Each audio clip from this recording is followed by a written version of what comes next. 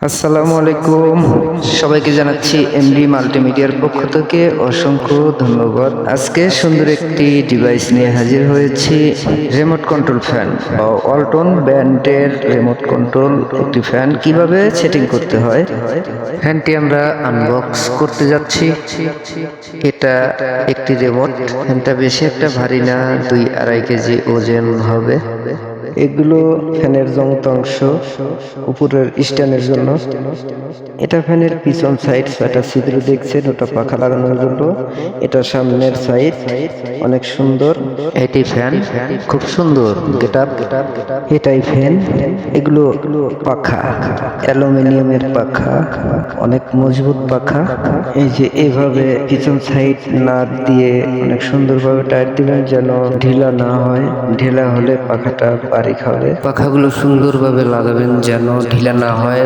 Already 3টা পাখা আমরা লাগিয়ে ফেলেছি, খুব সুন্দরভাবে টাইট দিচ্ছি।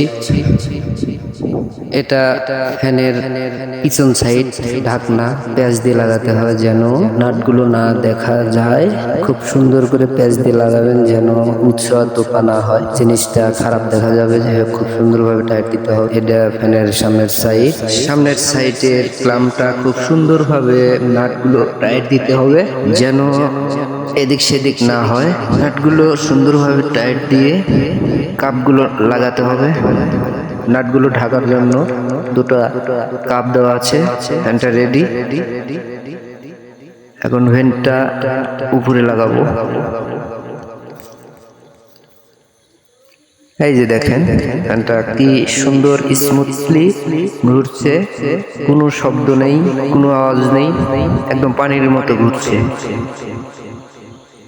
এটা রিমোট, এটা আপনি টাইম সেট করেও বাতাস শরীরে নিতে পারবেন, কারণ এটা টাইম সেট করা যায়, ডিজিটাল রিমোট।